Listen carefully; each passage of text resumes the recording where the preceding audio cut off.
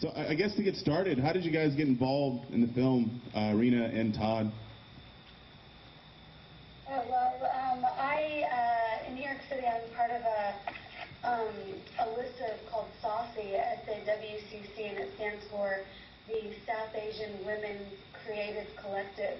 And so Nina was doing a lot of vlogging and stuff like that for her film, just getting the word out on what she was doing and, looking for voice actors and actresses for the project. And so I just emailed her from that post that I saw on the listserv, and I got an audition, and from that, went into the recording studio and read some scripted lines that she had, and, became a part of the project that way. And then, she gave me some footage, and then Todd can talk about... Well, basically, Reena got the voice. She landed the part of SITA before I even knew about the project.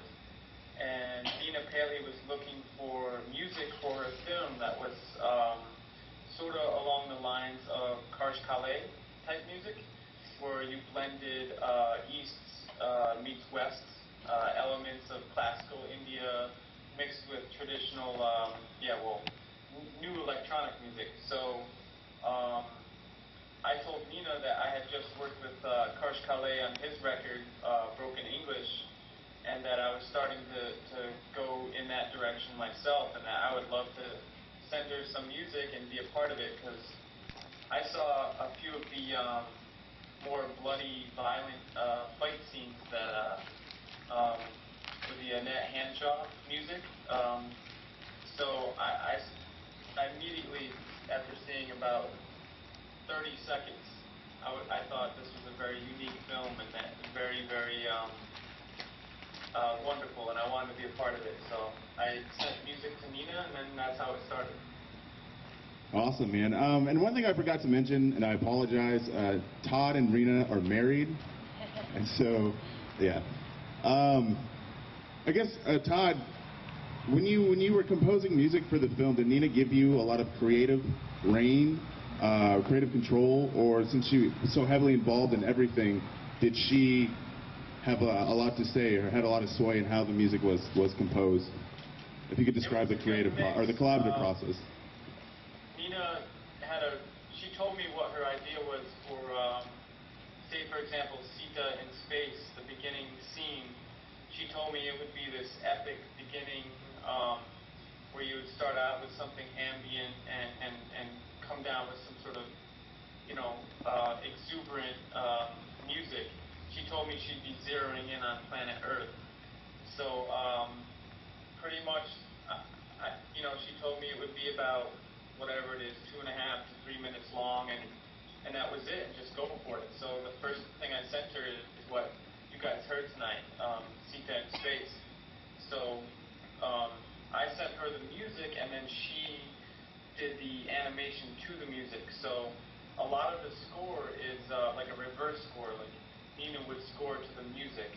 But then, throughout the scenes throughout the film, I would get her visuals, and then I would score to that. But a lot of the big stuff, she had a good idea of what she was going to do and just explained it to me, and then I would go from there. Awesome, man. Reena, have you ever done voice acting before? And not professionally. I've always been doing voices, I think, voices and different characters and accents and that sort of thing. But this is my first experience doing, using my voice for animation. I've since then I've done a commercial here and there and narration for documentaries.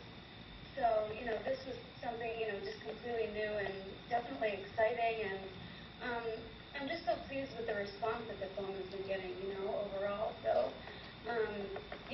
this project has been a complete journey, obviously, for Nina, and having, completing it over, 3 years of time over a 5-year period. And then, it was officially released, I think, in 2008. So this project and this film has really been, going on and on. And it's been used, obviously, in many different forms in terms of even, having it be a piece of, educational So what was it like? I guess this is the last question I have before I want to turn it over to our audience. But what was it like transitioning between live action to animated film? Well, what's the... Just the difference in the process. Oh, the difference in the process.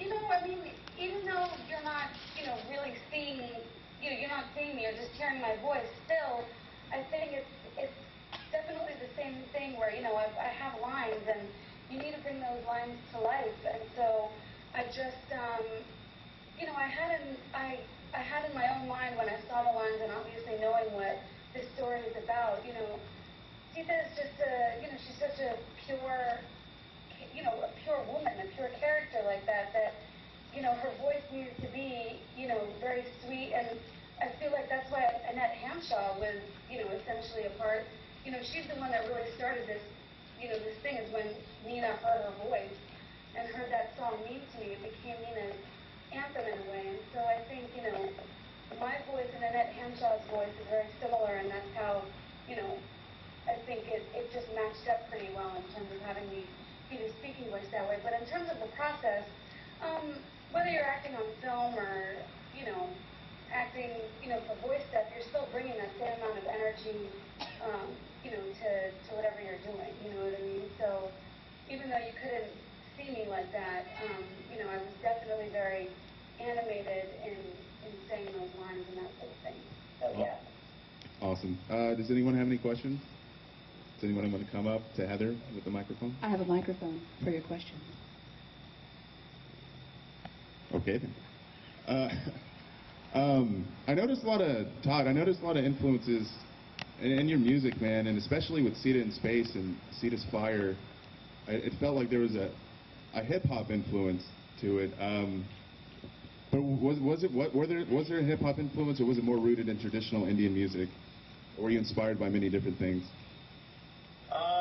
Well, initially for that track, Nina wanted something that was very, almost angry, very fiery, very, you know, she wanted something to scream out, that said, you know, heartbreak, yet also rising from the ashes of that heartbreak. So, and Nina wanted something along the lines of Bhangra music.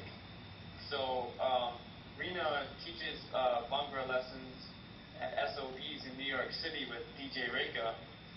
In fact, they just came back from the White House last week and did some lessons for the Easter celebration. So I had always been around that kind of music, just going to see Reena do dance lessons. And that's very locked in with hip-hop as far as having a big bass, big kick drum, very hip-hop feel and attitude. And then a lot of the samples I used were Indian classical music. And I wanted to fuse the two things, and then also have that that Indian, not even Indian, but the female voice. I really wanted it to scream throughout the track. Excuse me. And I think Reena, she sang the track and did a great job capturing that emotion. So it was really fun to work with her like that, because we're also in a band together and we both sing together, but we don't normally sing that kind of music. So it was a lot of fun to do that song, and then see what Nina created with it was just so beautiful. It just stands on its own as its own music video. It's beautiful. Most definitely, man. I guess this question's for Reena. The rotoscope sequence is definitely my favorite. It's amazing. Could you describe shooting that? And did Nina have any idea of how she wanted to do it while you were shooting the dance sequence?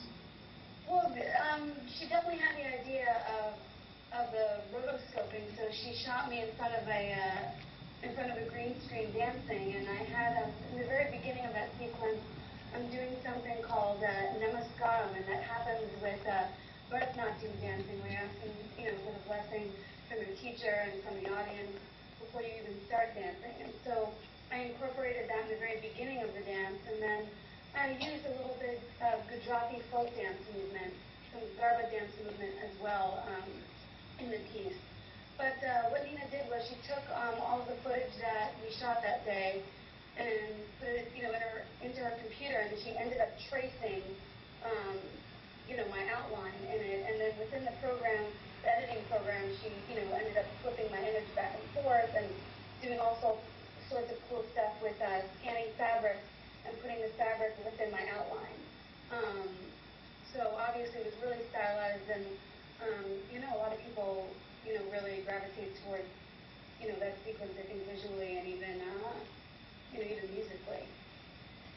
Yeah, I'd say it's one of my favorite pieces of music in the entire film. So yeah, Nina definitely had, that style in mind when she wanted, that piece done. And again, for the music for Agni Pariksha, Todd composed the music for it, and he ended up putting like a scratch melody vocal on top of it. And Nina really wanted Hindi lyrics to it. So my mom obviously grew up with this story, so I had her just sit down and just write them, just write down something that that she felt came from that music and inspired her from it. And I think she wrote something really beautiful, and I ended up singing it in Hindi, which was pretty cool. So yeah. Cool. We have time for two more questions. One more question, and this is for both of you, really. With the unorthodox distribution of the film and this question copyright movement, do you think that as an artist it's beneficial, or it serves as a hindrance when she puts it out there for free? How do you maintain your ability to stay functional as an artist? But I mean, if not, what are the pros, what are the cons to the way the movie was distributed? Well, I think we live in a strange time because all of the old systems of doing business in entertainment are kind of failing. I mean, I can say in the music industry, it went from, like a $10 billion a year industry to a $2 or $3 billion a year industry. So, and it's happening with movies too. So I don't know, I don't know where all this leads the artists, because there's a lot of organizations out there that claim this is what we do now, and this is how we fight the system, But if someone's just gonna download something for free anyway, I guess putting it for free to begin with and controlling it, kind of how Nina has done, is definitely the smart thing to do, because she's saying, here's my movie, do what you want with it. You can host your own screening, and you can sell this merchandise for me, and I think in the end it's helped a film like SITA, because SITA is so unique. It's not a traditional independent film where you might have a few no-name actors mixed with a few well-known actors. I mean, this is a very unique animated movie in its own right, so I think for this kind of movie it's perfect. For something else, I don't know what the future holds. It's definitely a tough industry, and it's a tough environment right now because everything has changed the old way. But I think the internet has opened the door for so many different opportunities. Yeah, that's a new business model, and how to get your art out there. So yeah, no, I think it's a blessing and maybe not a curse, but we just have to figure out the next way of communicating. And this tonight is pretty amazing to be talking to you guys over Skype, at a drive-in movie theater. It's pretty incredible. So yeah, man, we have to embrace the future, I think, and kind of ignore those old ways of doing business, because they're really not working anymore for the artists or the owners of things. So yeah, I think it's an exciting time, and we just have to embrace all the technology that we can. For sure, man. I wish we had more time to talk. I could go on all night, but thank you guys so much, so much for doing this. It definitely means a lot to us. Yeah, thank you for having us. Totally welcome. And if there's any other information that you want about the film, you can always go to SITASIngsTheBlues.com, and there's a frequently asked question section there that you can go to and get detailed information about the whole process and all the different steps she used to make this thing happen. So. And you guys have websites too, right? Right, toddmichaelsen.com and dancingreena.com. Our own personal websites, of course, at toddmichaelsen.com. and I'm at dancingreena.com. So, yeah, and also, obviously with Facebook and Twitter and all that good stuff too. Awesome. So can we get a hand for Todd Michaelsen and Reena Shah, everybody? Thank you guys, and thank you guys for coming out.